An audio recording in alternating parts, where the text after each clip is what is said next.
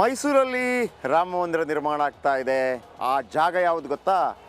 ಈ ಅಯೋಧ್ಯೆಯ ರಾಮಲಲ್ಲಾನ ವಿಗ್ರಹದ ಶಿಲೆಯಲ್ಲಿ ಸಿಕ್ಕಿತ್ತು ಅಲ್ಲಿನೇ.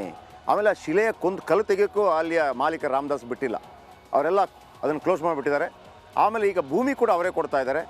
ಆಮೇಲೆ ಅಲ್ಲೂ ಕೂಡ ರಾಮನ ಮೂರ್ತಿಯನ್ನು ಕೆತ್ತೋರು ಇದೇ ಅರುಣ್ ಯೋಗಿರಾಜ್ ಅನ್ನುವಂಥ ಮಾಹಿತಿಗಳು ಬರ್ತಾ ಇದೆ. ಇದರ ಬಗ್ಗೆ ಜಿ ಟಿ ದೇವೇಗೌಡರು ಕೂಡ ಮಾತಾಡಿದ್ದಾರೆ. ಇದರ ಬಗ್ಗೆ ಒಂದು ರಿಪೋರ್ಟ್.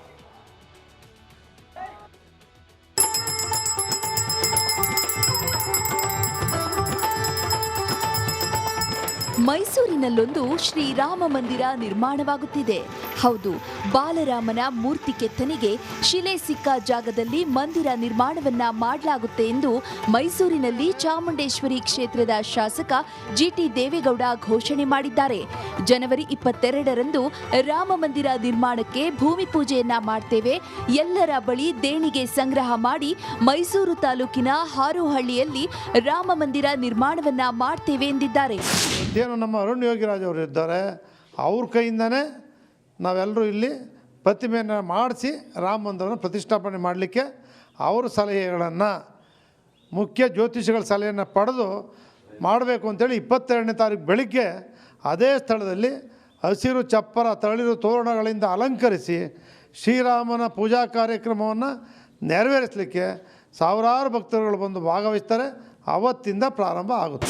ದೇಗುಲ ನಿರ್ಮಾಣಕ್ಕೆ ಜಮೀನು ನೀಡ್ತಿರೋದಾಗಿ ಮಾಲೀಕರಾದ ರಾಮದಾಸ್ ಹೇಳಿದ್ದಾರೆ. 22ನೇ ತಾರೀಕು ಅಯೋಧ್ಯೆಯಲ್ಲಿ ಶ್ರೀರಾಮ ವಿಜೃಂಭಿಸ್ತಾ ಇದ್ದಾನೆ. ಅಲ್ಲಿ ವಿಜೃಂಭಿಸ್ತಾ ಇರ್ತಕ್ಕಂಥ ಶ್ರೀರಾಮನ ಪ್ರತಿಮೆ ಏನಿದೆ ಅದು ನನ್ನ ಚಾಮುಂಡೇಶ್ವರಿ ವಿಧಾನಸಭಾ ಕ್ಷೇತ್ರದ ಹಾರೋಹಳ್ಳಿ ಗ್ರಾಮದ ಒಬ್ಬ ದಲಿತ ಕೃಷಿಕ ರಾಮದಾಸ್ ಅವರ ಜಮೀನಿನಲ್ಲಿ ಮೂಡಿ ಬಂದಿರತಕ್ಕಂಥ ಶಿಲೆ. ಆ ಶಿಲೆಯನ್ನು ಶ್ರೀನಿವಾಸ್ ಅವರು ಅವ್ರ ತಂಡ ಭೂಮಿಯಿಂದ ತೆಗೆದು ಅಲ್ಲಿ ವಿಶೇಷವೆಂದರೆ ಹಾರೋಹಳ್ಳಿಯಲ್ಲಿ ನಿರ್ಮಾಣವಾಗೋ ರಾಮ ಮಂದಿರದ ಮೂರ್ತಿಯನ್ನು ಅರುಣ್ ಯೋಗಿರಾಜ್ ಅವರೇ ಕೆತ್ತಲಿರೋದು ವಿಶೇಷ.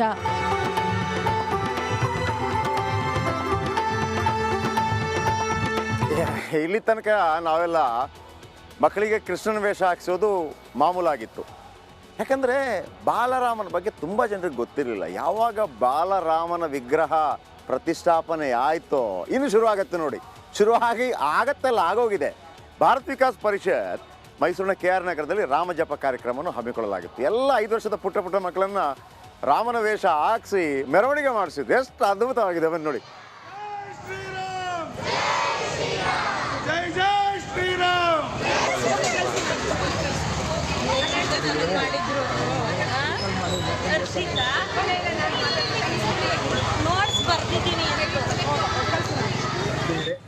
ನಾನು ಭಾರತ ವಿಕಾಸ್ ಪರಿಷತ್ ವತಿಯಿಂದ ಮಾತಾಡ್ತಾ ಇದ್ದೇನೆ. ಇವತ್ತು ನಮ್ಮ ಕೆ ಆರ್ ನಗರ ಟೌನ್ನಲ್ಲಿ ರಾಮಲಲ್ಲಾನ ಪ್ರತಿಷ್ಠೆಯ ಅಂಗವಾಗಿ ಇವತ್ತು ಚಿಕ್ಕ ಮಕ್ಕಳು 5 ವರ್ಷದ 10 ವರ್ಷದ ಮಕ್ಕಳನ್ನು ರಾಮವೇಷ ಭೂಷಣದಿಂದ ಅವರ ಪೋಷಕರ ಸಹಿತ ನಗರದ ಪ್ರಮುಖ ಬೀದಿಗಳಲ್ಲಿ ನಾವು ಮೆರವಣಿಗೆಯಲ್ಲಿ ಬರುವಾಗ ರಾಮನ ಬಗ್ಗೆ ಜೈಕಾರ ಮತ್ತು ರಾಮನ ಬಗ್ಗೆ ಹಾಡು ಹೇಳ್ತಾ ಬಂದಿದ್ದೇವೆ. ಇದರಿಂದಾಗಿ ಸಮಾಜದಲ್ಲಿ ಇರುವಂತಹ ಜನ, ಆ ಕಡೆ ಈ ಕಡೆ ಹೋಗುವಂಥ ಜನ ಮತ್ತು ಪೋಷಕರು ಕೂಡ ಪೊಳಕರಾಗಿದ್ದಾರೆ ಮತ್ತು ಮಕ್ಕಳು ತುಂಬ ಸಂತೋಷಪಟ್ಟಿದ್ದಾರೆ. ಈ ಕಾರ್ಯಕ್ರಮವನ್ನು ಸಮಾಜವು ಕೂಡ ಒಪ್ಪಿಕೊಂಡಿದೆ. ಇದನ್ನು ನಾನು ನಿಮಗೆ ತಿಳಿಸಲಿಕ್ಕೆ ತುಂಬ ಸಂತೋಷ ಪಡ್ತಾ ಇದ್ದೀನಿ. ಆತ್ಮೀಯರೇ, ನಾನು ಭಾರತ ವಿಕಾಸ್ ಪರಿಷತ್ ಅನೇಕರು ನಾನು ಅಯೋಧ್ಯೆಗೆ ಬಂದಾಗ ನನಗೆ ಫೋನ್ ಮಾಡಿ ಅಥವಾ ಫೋನಲ್ಲಿ ಮಾತಾಡಿದಾಗ ಹೇಳ್ತಾ ಇದ್ರು, ಶೆಟ್ರೆ ಅಯೋಧ್ಯೆಗೆ ಹೋಗಿದ್ದೀರಾ, ಬರುವಾಗ ಒಂದು ಸ್ವಲ್ಪ ಮಣ್ಣು ತಗೊಂಬನ್ನಿ ಅಯೋಧ್ಯೆಯದ್ದು, ಒಂದು ಚಿಟಿಕೆ ಅಷ್ಟು ಮಣ್ಣು ಕೊಟ್ಟರು ಸಾಕು ಅಂತೇಳಿ. ಅಂದರೆ ಅಯೋಧ್ಯೆನ ಅಷ್ಟು ಪವಿತ್ರ ಅಂತ ಭಾವಿಸಲಾಗತ್ತೆ. ಎಲ್ಲರಿಗೂ ಇಲ್ಲಿಗೆ ಬರಬೇಕು ಅಂತ ಆಸೆ ಇದೆ, ಎಲ್ರಿಗೂ ಬರೋಕ್ಕಾಗೋದಿಲ್ಲ, ಅದು ಕೂಡ ಗೊತ್ತಿದೆ ನಿಮಗೆ. ಈಗ ಬೆಂಗಳೂರಿನ ಜನರಿಗೆ ಬೆಂಗಳೂರಿನಲ್ಲೇ ರಾಮನ ದರ್ಶನ ಪಡೆಯುವಂಥ ಒಂದು ಭಾಗ್ಯ ಒದಗಿ ಬಂದಿದೆಯಂತೆ. ಎಲ್ಲಿ ಅಂತಂದರೆ ಇಲ್ಲಿದೆ ನೋಡಿ.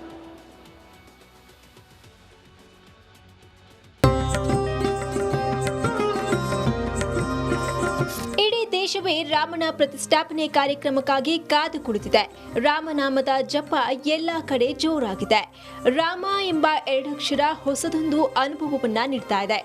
ಅಯೋಧ್ಯೆಯಲ್ಲಿ ರಾಮಲಲ್ಲನ ಪ್ರಾಣ ಪ್ರತಿಷ್ಠಾಪನೆಗೆ ಸಕಲ ಸಿದ್ಧತೆ ನಡೆಯುತ್ತಿದ್ರೆ, ಇತ್ತ ಬೆಂಗಳೂರಿನಲ್ಲಿ ಬೃಹತ್ ರಾಮನ ಮೂರ್ತಿ ಜನರನ್ನ ಆಕರ್ಷಿಸ್ತಾ ಇದೆ. 15 ಅಡಿ ವಿಗ್ರಹ ಇಲ್ಲಿ ಒಂದೇ ಕಡೆನೆ ಪ್ರತಿಷ್ಠಾಪನೆ ಮಾಡಿದ್ದೀರಾ ಅಥವಾ ಬೇರೆ ಎಲ್ಲ ಕಡೆ? ಎಷ್ಟು ಕಡೆ ಕೊಟ್ಟಿದ್ದೀವಿ ಮೇಡಮ್. ಚಿಂತಾಮಣಿಗೆ ಒಂದು ಕೊಟ್ಟಿದ್ದೀವಿ, ಗಾಳಿ ಹನುಮಂತರಾಯನ ದೇವಸ್ಥಾನಕ್ಕೆ ಒಂದು ಕೊಟ್ಟಿದ್ದೀವಿ, ಆಮೇಲೆ ರಾಜಾನಗರಕ್ಕೆ ಕೊಟ್ಟಿದ್ದೀವಿ. 10 ಕಡೆ ನಾವು ವಿಗ್ರಹಗಳನ್ನು ಕೊಟ್ಟಿದ್ದೀವಿ.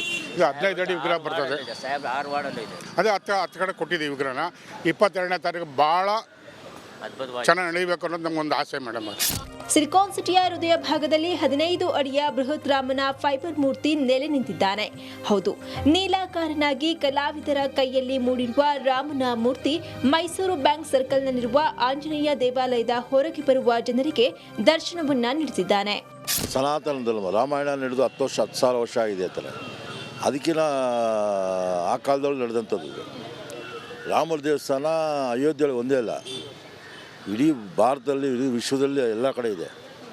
ಈಗ ಅಯೋಧ್ಯೆ ಒಳಗೆ ಇವರು ರಾಮ ದೇವಸ್ಥಾನ ಇತ್ತು ಅಂತ ಈಗ ಇವರು ಕಟ್ಟಿಸಿ ಅದನ್ನ ಇದು ಮಾಡ್ತಾಯಿದ್ದಾರೆ. ರಾಮನ ಇತಿಹಾಸ 10,000 ವರ್ಷ ಹಿಂದೆ ಇವತ್ತು ಬಾಲರಾಮನ ಇಡ್ತಾ ಇದ್ದಾರೆ. ನಮ್ಮ ಕರ್ನಾಟಕದ ಶಿಲ್ಪಿ ಅದನ್ನು ಕೆತ್ತಿ, ಮೈಸೂರಿನವರು ಅದನ್ನು ಕೆತ್ತಿ ಅಲ್ಲಿ ಇಡ್ತಾ ಇದ್ದಾರೆ. ಅದು ಭಾಳ ಸಂತೋಷವಾದ ವಿಷಯ. ಬೃಹತ್ ರಾಮನ ವಿಗ್ರಹ ನೋಡಿದ ಜನ ಭಕ್ತಿಯಿಂದ ರಾಮನಿಗೆ ವಂದಿಸಿ ಫೋಟೋ ತೆಗೆದುಕೊಂಡು ಹೋಗುತ್ತಿದ್ದಾರೆ. ಈ ರಾಮನ ವಿಗ್ರಹ ಜನವರಿ 23ರವರೆಗೆ ಇರಲಿದ್ದು, ಬರುವ ಭಕ್ತರು ದರ್ಶನವನ್ನ ಪಡೆಯಬಹುದಾಗಿದೆ. ಇನ್ನು ಬೆಂಗಳೂರಿನ ನಾನಾ ಭಾಗಗಳಲ್ಲೂ ಇಂತಹದ್ದೇ ಮೂರ್ತಿ ಪ್ರತಿಷ್ಠಾಪಿಸಲು ತಯಾರಿ ಕೂಡ ನಡೆದಿದೆ.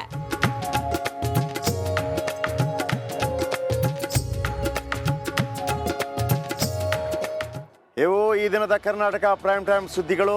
ರಿಪಬ್ಲಿಕ್ ಕನ್ನಡದಲ್ಲಿ ಆರ್ ಕನ್ನಡ. ಆರ್ ಅಂದರೆ ರಾಮ ಕನ್ನಡ ಅಯೋಧ್ಯೆಯಿಂದ. ನಾಳೆ ಬೆಳಿಗ್ಗೆ ಮತ್ತೆ 9 ಗಂಟೆಯಿಂದ ಶುರುವಾಗುತ್ತೆ. ನಿಮಗೆ ಇಲ್ಲಿ ಎಲ್ಲ ಮಾಹಿತಿಗಳನ್ನು ಬಹುಶಃ ರಿಪಬ್ಲಿಕ್ ಕನ್ನಡ ಕೊಟ್ಟಷ್ಟು ಅಯೋಧ್ಯೆಯ ಮಾಹಿತಿಗಳನ್ನು ಬೇರೆ ಯಾವುದೇ ಮಾಧ್ಯಮ ಕೂಡ ಕೊಟ್ಟಿಲ್ಲ. ಅದನ್ನು ನಾನು ಗ್ಯಾರಂಟಿ ವಿಶ್ವಾಸದಿಂದ ಹೇಳಬಲ್ಲೆ. ಯಾಕಂದರೆ ನಮ್ಮ ವೀಕ್ಷಕರು ಅದನ್ನು ನೋಡ್ತಾ ಇದ್ದಾರೆ. ಅಯೋಧ್ಯೆ ಬಗ್ಗೆ ಅವರಿಗೆ ಗೊತ್ತಾಗಬೇಕಾಗಿದೆ. ದೇಶ ವಿದೇಶಗಳಿಂದ ಬರುವಂಥ ಎಲ್ಲರನ್ನೂ ಮಾತಾಡಿಸಿ ನಿಮ್ಮ ಬಳಿಗೆ ಕರ್ಕೊಂಬರ್ತೀವಿ. ನಾಳೆ ಇದೇ ಸಮಯಕ್ಕೆ ಮತ್ತೆ ಸಿಗೋಣ. ಜೈ ಹಿಂದ್, ಜೈ ಕರ್ನಾಟಕ, ರಿಪಬ್ಲಿಕ್ ಕನ್ನಡ. ಇದು ನಿಮ್ಮ ಧ್ವನಿ. ಅಯೋಧ್ಯೆಯಿಂದ ಮತ್ತೊಮ್ಮೆ ಜೈ ಹಿಂದ್, ಜೈ ಶ್ರೀರಾಮ್. ರಿಪಬ್ಲಿಕ್ ವರ್ಡ್ ಆ್ಯಪ್ ಇದು ಕೇವಲ ಅಪ್ಲಿಕೇಶನ್ ಅಲ್ಲ, ಸಮಗ್ರ ಸುದ್ದಿಗಳ ಸಂಪರ್ಕ ಮಾರ್ಗಕ್ಕೆ ಕ್ರಾಂತಿಕಾರಿ ಬದಲಾವಣೆ. ರಿಪಬ್ಲಿಕ್ ವರ್ಡ್ ಆ್ಯಪ್ ಕೇವಲ ಸುದ್ದಿ ಅಪ್ಲಿಕೇಶನ್ ಪರಿಚಯಿಸ್ತಾ ಇಲ್ಲ, ಬದಲಾಗಿ ಡಿಜಿಟಲ್ ಸುದ್ದಿ ಬಳಕೆಯ ಹೊಸ ಯುಗಕ್ಕೆ ನಾಂದಿ ಹಾಡ್ತಾ ಇದೆ. ಇದೊಂದು ಬ್ರೇಕಿಂಗ್ ನ್ಯೂಸ್, ಪ್ರಭಾವಶಾಲಿ ಕಾರ್ಯಕ್ರಮಗಳಿಗೆ ಗಟ್ಟಿಯಾದ ನ್ಯೂಸ್. ಇಲ್ಲಿ ಕೇವಲ ತಾಜಾ ಸುದ್ದಿ, ಅದರ ನೇರ ಪ್ರಸಾರ ಮತ್ತು ಚರ್ಚೆಗಳಿಗೆ ಮಾತ್ರ ಅವಕಾಶ. ರಿಪಬ್ಲಿಕ್ ವರ್ಲ್ಡ್ ಆ್ಯಪ್ ಡೌನ್ಲೋಡ್ ಮಾಡಿಕೊಳ್ಳಿ. ಗೂಗಲ್ ಪ್ಲೇಸ್ಟೋರ್ ಮತ್ತು ಆಪಲ್ ಆ್ಯಪ್ ಸ್ಟೋರ್ನಲ್ಲಿ ಲಭ್ಯವಿದೆ.